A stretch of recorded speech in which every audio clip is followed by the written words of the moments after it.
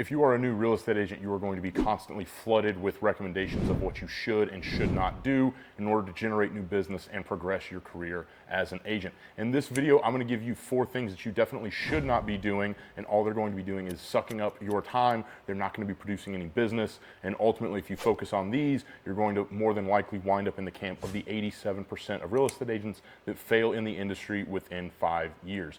The first thing I would advise you against doing is spending all of your time going to networking events. There's always going to be an event that pops up, whether that's some sort of broker lunch or luncheon for an open house or an agent caravan, or a mortgage broker is going to be putting on luncheons.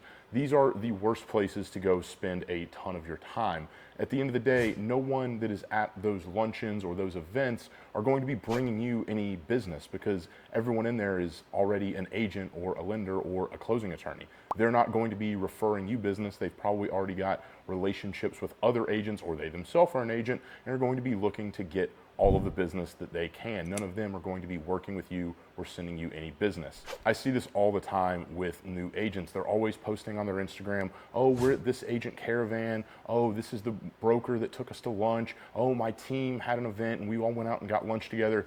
In my opinion, you would be far better served to take all of the time that you're spending at these networking events and dump that time back into prospecting, whether that's calling for sale by owners, calling expireds. Could be working your sphere. It could be reaching out to other agents to run open houses for them. If you're a new real estate agent, the only thing you need to be devoting your time to is prospecting and follow-up. Those are the only 2 activities that are going to put dollars in your pocket and ultimately make sure that you're an agent that sticks around and makes money in this industry. You're not just someone that has a real estate license number.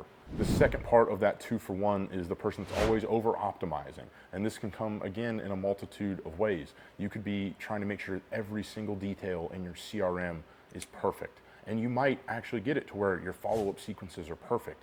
But if there's no one in those follow-up sequences, nothing matters. There's no dollars coming in. You have this shiny object that is your CRM, and you have this beautiful machine for conversion, but you have no leads in the machine, so you're not getting any clients on the output. The other thing that I see people wasting their time on as it relates to this over-optimizing, there's always someone that wants to go out and get a fancy logo done. They want to have the perfect marketing collateral for themselves. They want to have the perfect email signature. None of these things are going to put dollars into your bank account, which again, that is your sole focus as a new real estate agent. All of the learning and all of the education as an agent is not going to really start until you start to progress through deals, because you can have all this theoretical knowledge about real estate as an industry and you can go out and study, but you're not going to get real world knowledge until you start to put transactions together. That's where the real learning begins. And so all of this overeducation and optimization just falls short in the way of getting you up to speed as a qualified and competent agent. The third thing that I see agents waste a ton of time on, and this is actually coming from a place of good intent, is working with unqualified buyers, and I'm just as guilty of this as anyone else. I have horrible memories of when I was a new agent, and you're eager for the business, you're eager to start getting checks coming in, and so you just get strung along by buyers that have no real intent to buy the homes that you're showing them. And this is the most soul-sucking feeling ever. You can go out on a Saturday, you spend 3 hours, 4 hours, 5 hours parading a family or a buyer around to go look at properties, and they have no real ability to pull the trigger on any of these properties. You need to figure out immediately. You need to gradually put a system in place and develop what I would classify as a bullshit meter to see if buyers are legit or not. Now, how can you do this as a new agent? You have no experience. If you have a buyer and they're unwilling to sit down with you for a buyer consultation where you're going to run through a questionnaire with them and run through the process with them, then they're probably not that serious, because a serious buyer is going to say, okay, this is a necessary step in the transaction. Maybe they're willing to sit down with you and run through this buyer consult, but they're unwilling to get in touch with a lender. Again, that's a massive red flag. This is someone that's probably not going to wind up converting into business. I have spent, I don't know how many hours wasting time running around the city of Atlanta with unqualified buyers. I want to keep you from making the same mistake that I did, because again, all of those hours lost showing these unqualified buyers are hours that I could have spent running open houses on the weekends. They're hours I could have spent prospecting or following up with leads that I already had in the pipeline that could have ultimately converted into serious buyers and not just tire kickers and time wasters. So this is something that it's very easy to do, and you start to see the dollar signs because you go, oh wow, these people are looking for $300,000-$400,000 homes. That could be a $12,000 check for me. It's very easy to get blinded by that as opposed to sticking to your guns and having, in my opinion, the self-respect or the backbone to say, no, you're actually going to have to do this my way for my own preservation and for your own, because at the end of the day, you want to be conveying to your clients, you don't want to waste their time.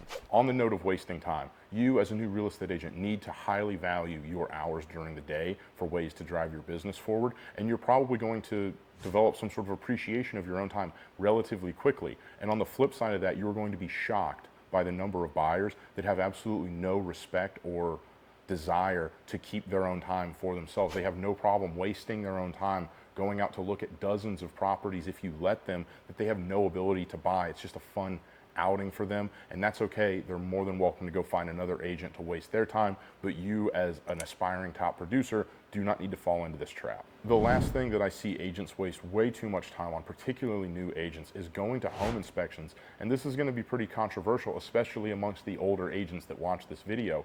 In my opinion, you are giving no additional value to your client by being at that home inspection. You should be hiring this home inspector because they are well respected in their field and they are an expert.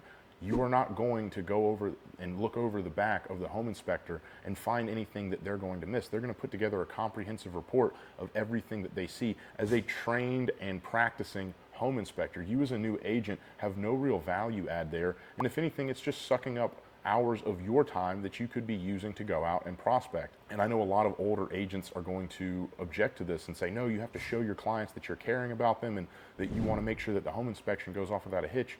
You are not going to make that home inspection go any better as a new agent.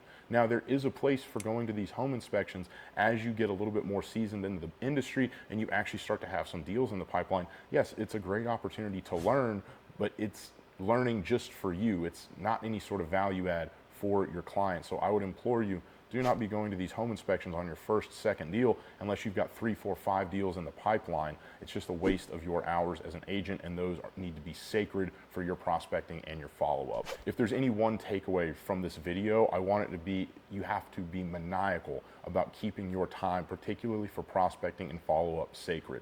The only thing that is going to assure you that you stick around in this industry is a steady flow of deals, and you are not going to have steady deal flow if you're wasting hours a day going to non-revenue generating activities. Now, if you have any desire to get a blueprint on how to get to $100,000 in GCI as a new real estate agent, I've got a link right down below in the description. You can just click it, drop your email address in there. It is entirely free. It's a 5-day email course that lays out the roadmap to getting to $100,000 in commissions as a new real estate agent. And again, it's just there because I want to see you as a new agent win. I do not want to see you become one of the 87% that wash out from making no money in this industry.